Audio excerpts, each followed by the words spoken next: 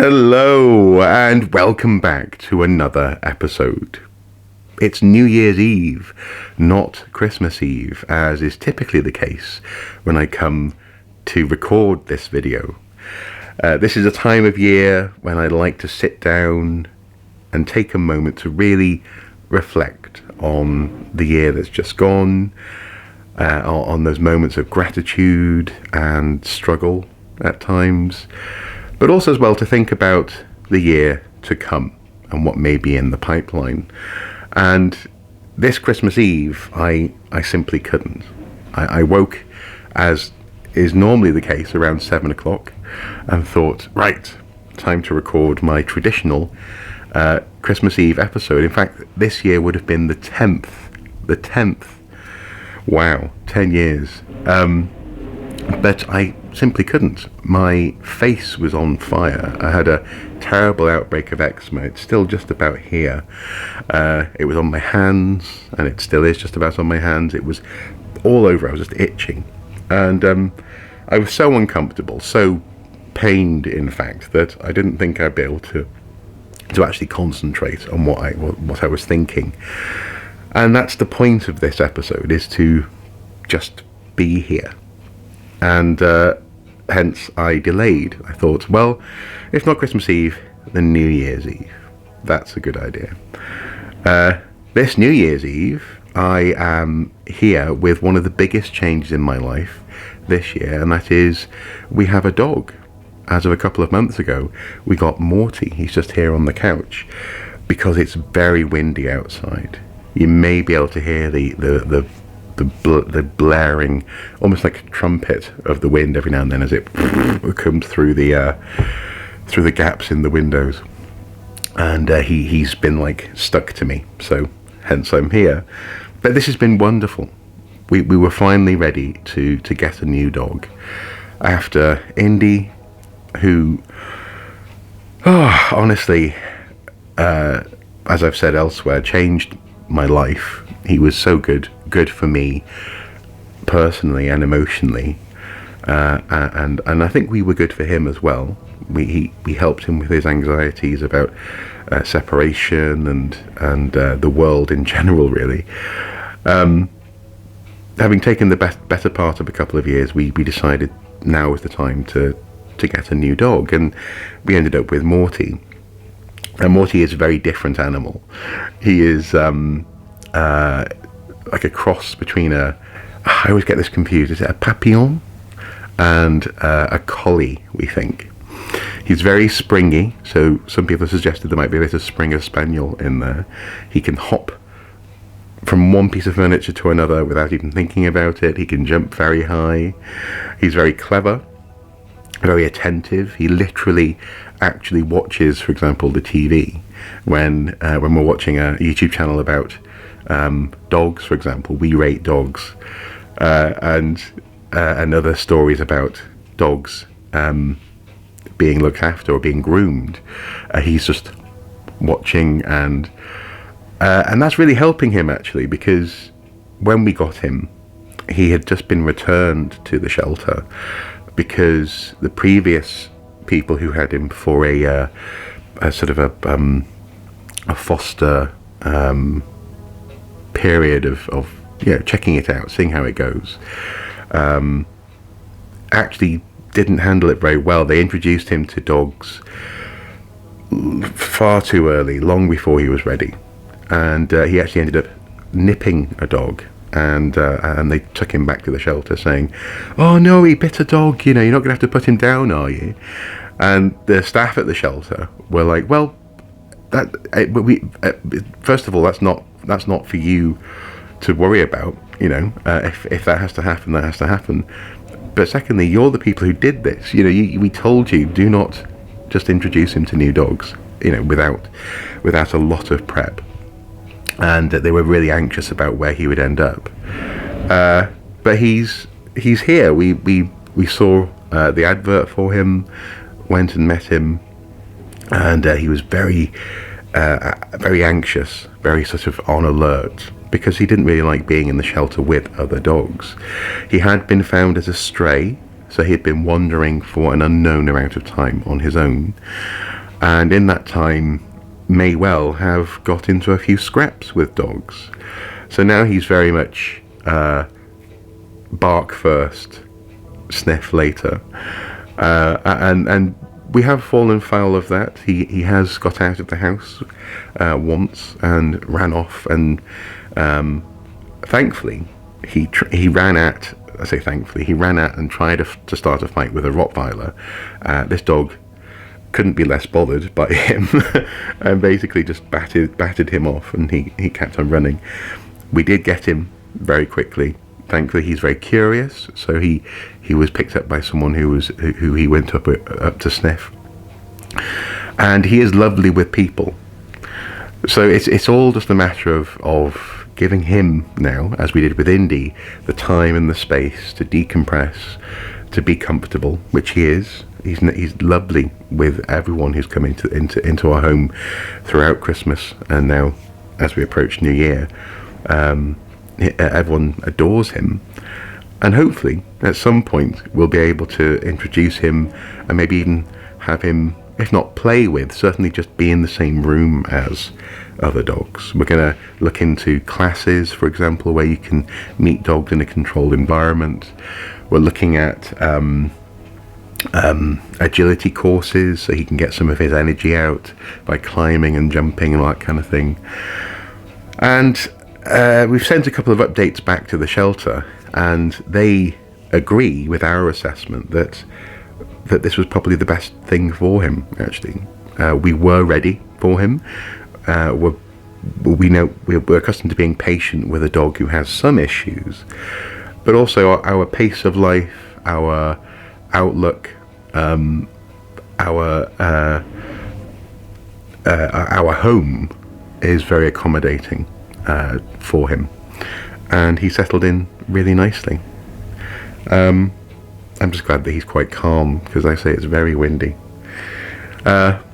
But that's been one of the big changes this year, was getting a new dog. In addition to that, on the wall behind me, you can see this Batman, Batmobile, Lego Joker and Batman, and figures and toys sort of space that was solving an issue that we'd had since we moved in, really. I'd put all my Batmobiles on the radiator, which you can just about see there, that white shelf thing on the radiator cover, and they were in a long line. They were dusty, they weren't really appreciable in their own right.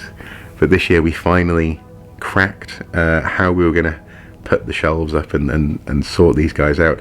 And we both me and the wonderful Mrs. Soup, love how, for example, with the Batman Forever Batmobile just here, you can actually appreciate the design, the cross section, the silhouette of the vehicles is featured against that wall there. It's much neater, much tidier, and when the in-laws came over and other visitors have been over, they've really appreciated that wall. So that sort of stuff has been a positive this year. While we were doing that, we decided to hang some hang a couple of Nerf guns which have been hanging around in the house, in corners and this kind of thing, on the back of the door to the living room, dining room area. So some people have a baseball bat or whatever in a New York flat ready to go. We have Nerf guns now, and that was actually not my idea. That was Mrs. Soup's idea. Lots of the more outlandish things in the house are often her idea, which surprises people. They tend to be like, "Oh, was this you?" No, it wasn't. It was her. So that sort of thing. This year, I also, towards the end of the summer, into the autumn, decided to have a bit of a rethink of part of my office as well. There was a space which had a work surface that wasn't really big enough. It was very narrow, and beyond that was this set of drawers and a shelf that took up a footprint that was, in hindsight, far more than it had to be. And it just occurred to me one day that I could fix this. I could change the feeling of the office, because it was just, I needed I needed more space. I needed more space to be able to tinker, to make or to fix things, or to when I'm doing lots of postage for my Etsy store, just a surface to put packages on.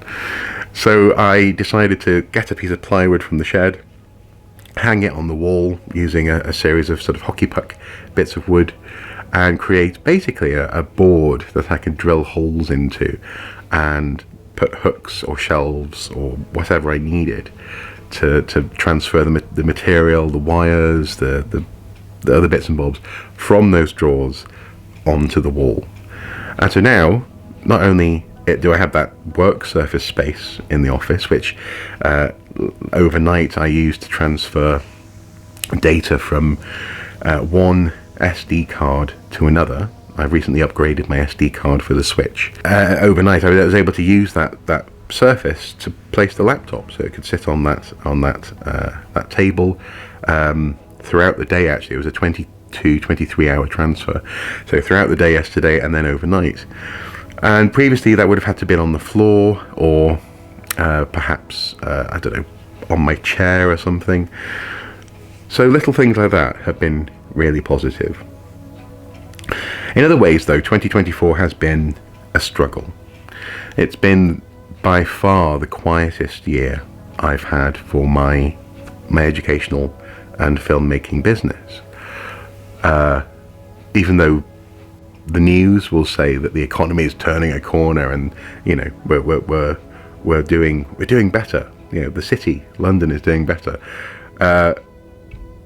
My experience, and then the experience of so many other people who run small businesses that I know, for example, my friend Rob, who runs a walking tour business in Newcastle. Our experience is that actually people are very anxious about spending. My typical clients, schools, universities, archaeological units and others don't feel that they have the budget to spend on workshops, on video making, on consultation, so on and so forth. So I'm hoping that as we enter the new calendar year that things may change.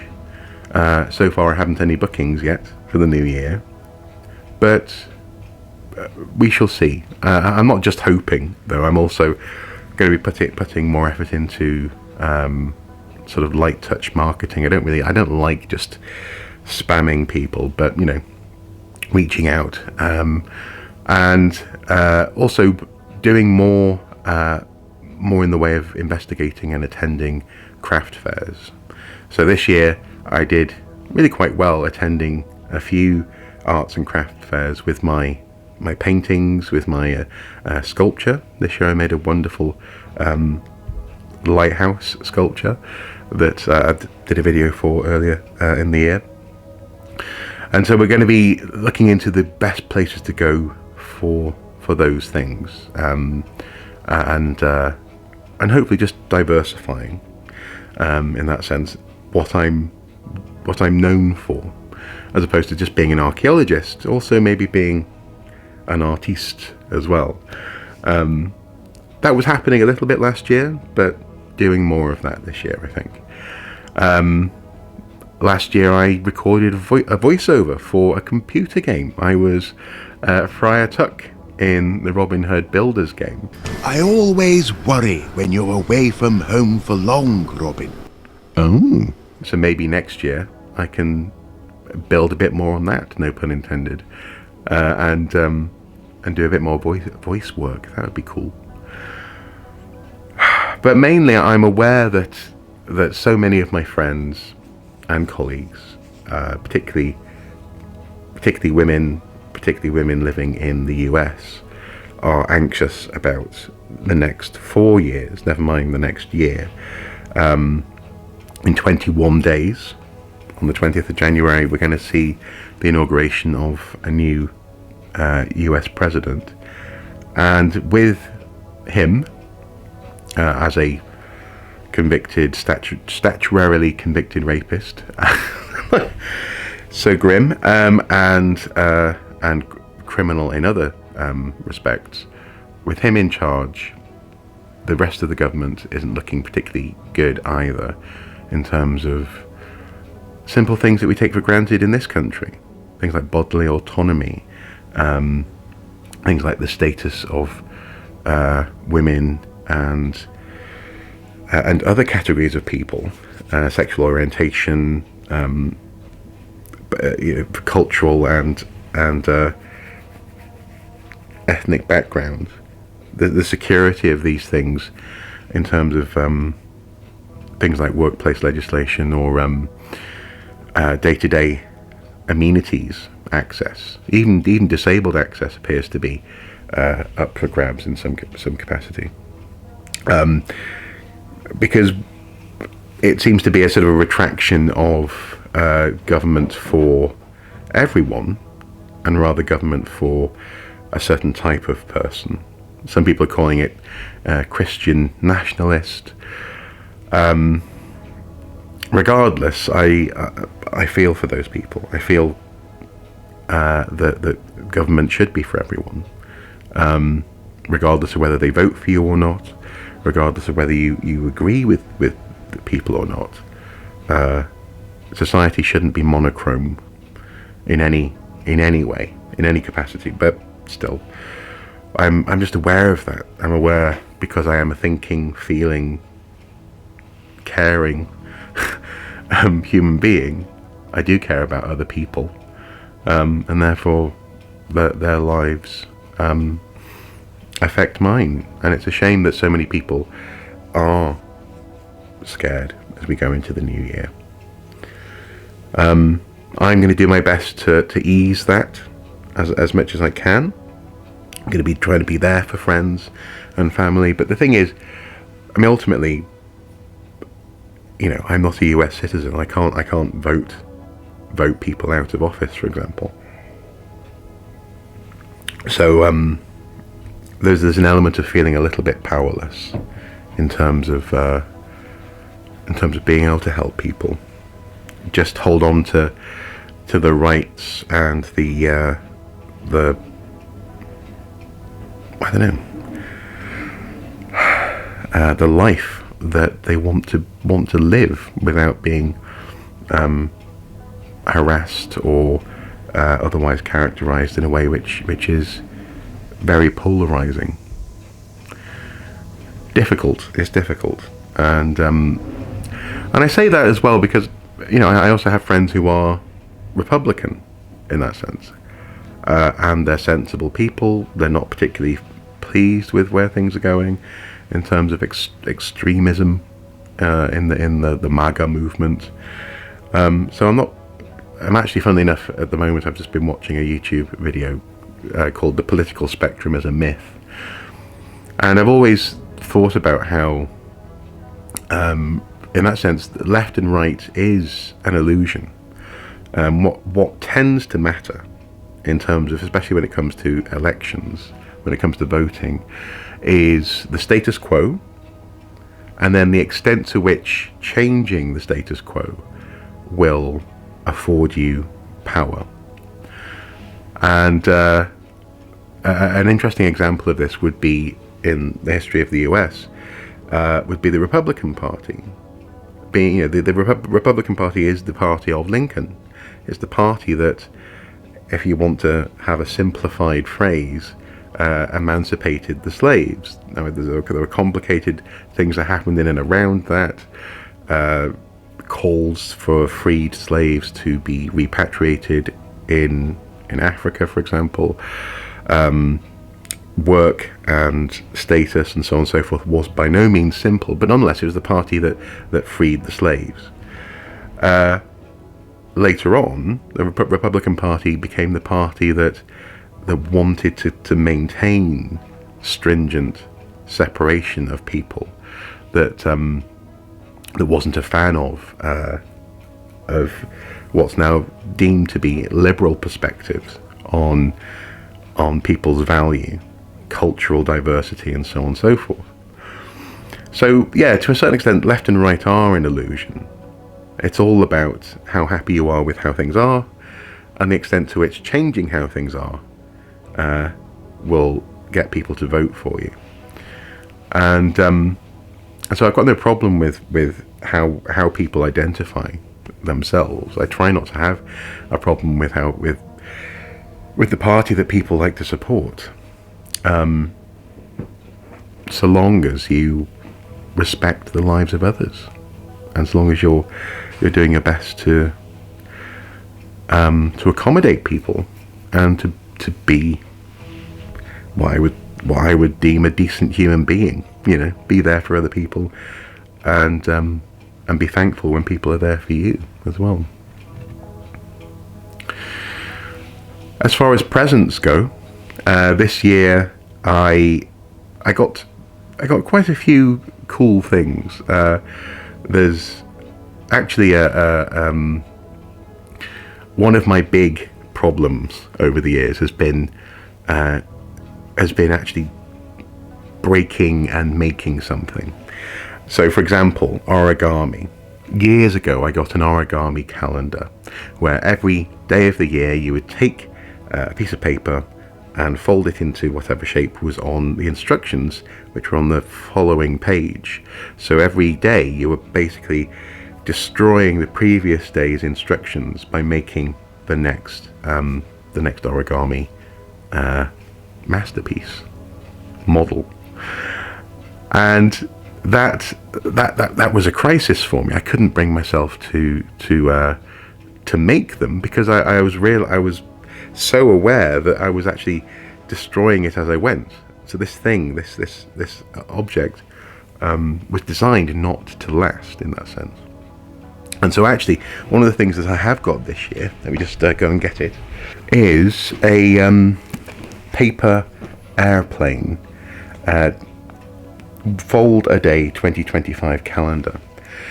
Now this is a challenge for me, because every day I'm going to be doing precisely what I failed to do with that other calendar so many years ago.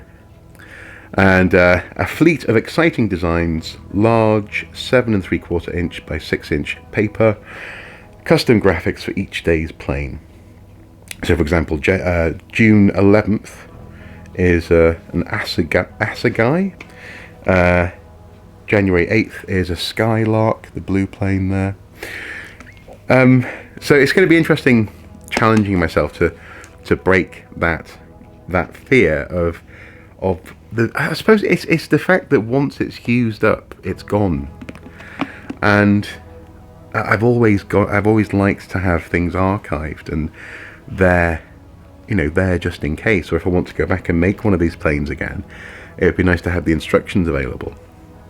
But when my in-laws got me this, the wonderful Mr. Soup said, well, you're just going to have to do it. One plane a day in 2025. Let's see if we can make this happen. So it's simple things like that.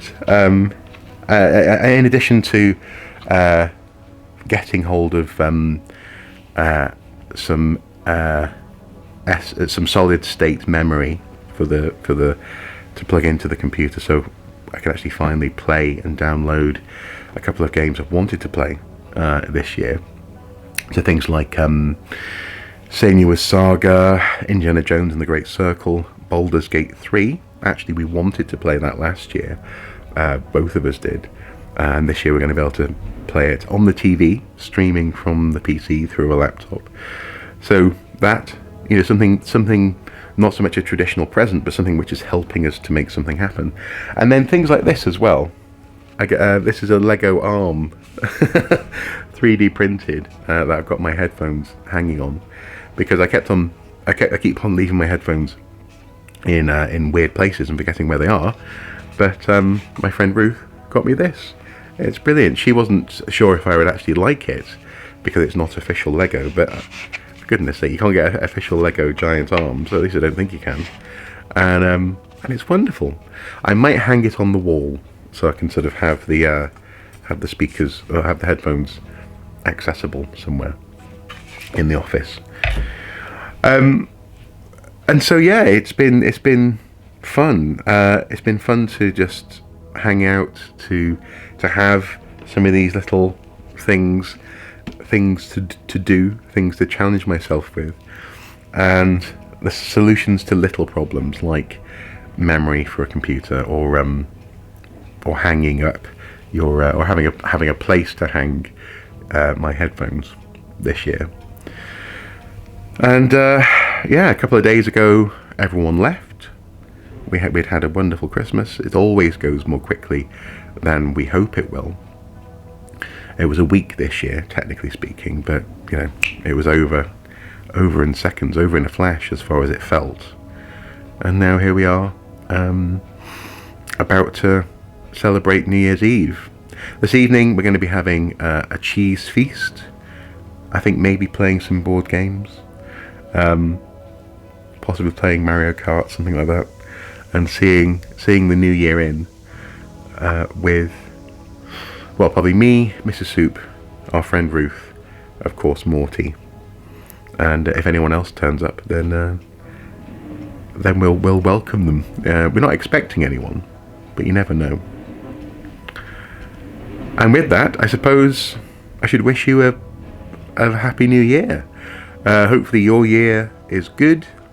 Hopefully your year is an opportunity to be there for others. Hopefully you have the strength of will, the capacity to be there for others, because I think there are going to be lots of people who need us this year. And for my part, I just hope that this year is one where I can delegate myself